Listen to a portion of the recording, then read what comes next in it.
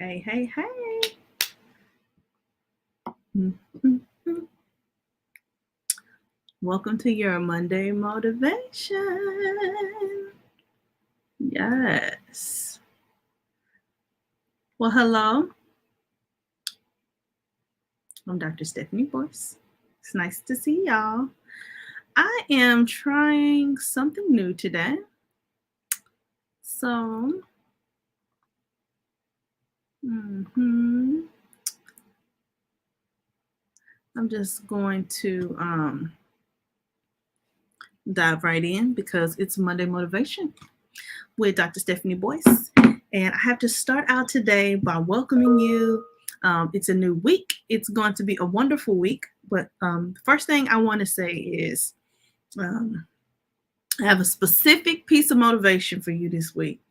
And I felt like God gave me this because I was like, what should I focus on with Monday motivation? And the message is this: it's very simple. For this week, you want to focus on controlling what you can control. That's it. That's the motivation for this week. Control what you can control. And so my platform is primarily dedicated to educators, empowering educators to empower students. My business came from me working in schools, me traveling to schools in areas that people said the kids were hard to teach in resource depleted areas.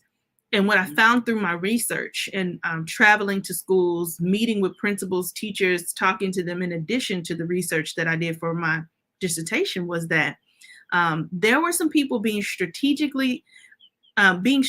in their approach to teaching. And so that's where the Fresh Classroom came from, right? The F is for fun, the R is for relevant, the E is for engaging, the S is for standards based, and the H is for higher order. So what happened for me is I got an opportunity traveling to all these schools to see, like, there are some specific strategies that teachers are using, even though they may not call it a specific strategy. But this is what I see happening in these schools, right? And so I think for a lot of teachers, they feel like they're limited in their ability to make their classrooms fresh because they say, well, I have administrators that require me to use scripted curricula. Or I have administrators that don't provide me the resources that I need to be successful. Whatever it is, we can always, in my opinion, look to outside forces and external reasons why we can't do or execute on all the things that we want to. And the truth is, even though those things may make it difficult for us, my motivation for you this week is to control what you can control. So this could apply to teachers in classrooms, administrators that are working under people in central office, apply to people working their regular 9 to 5 jobs, building their businesses, whatever it is that you're doing. I want to encourage you to control what you can control. This is going to eliminate your anxiety first and foremost. It's going to make sure that you can focus on keeping the main thing. If your passion and purpose for the work is there, focus on that, right? If you have a situation where a students need extra support and you're saying administration isn't giving me what I need, focus on what you can control, right? Get one-on-one with the parent. Start to provide some resources that you found, whether it was through your teacher prep program or some web-based tools and resources that you can give directly to a parent to help. I'm not suggesting that teachers should put the weight on the world on their shoulders, or that you should if you're not a teacher. But what I am suggesting is that if you focus your intentions on what you can control, then you can eliminate a lot of the anxiety, the depression, the worry, the things that just weigh you down and make you want to just go get in the bed and shut it all down. I'm telling y'all from my own personal experience, right? Control what you can control. What can I control? I can show up for my students, making lessons that are going to engage them. I can take time out to listen and connect to my students, especially the ones that challenge me because of their behavior. I can take a second to be more intentional about connecting with a difficult student that I'm having a challenge with or that I'm having a conflict with, right? All the things that are still in your control are your superpowers, because everything outside of your control is just that.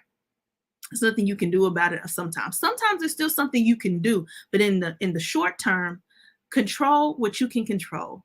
And I hope that this makes your life easier this week, that this allows you to take off some burdens that you've been carrying that are not yours to bear. Listen, we are all humans showing up doing the best we can. especially in the school year like this year, where it's been crazy and we could have never projected the challenges and the obstacles that we see. In the DFW area, which is where I am in Dallas, Texas, we've had, I think, 8 or 9 superintendents resigning after this school year.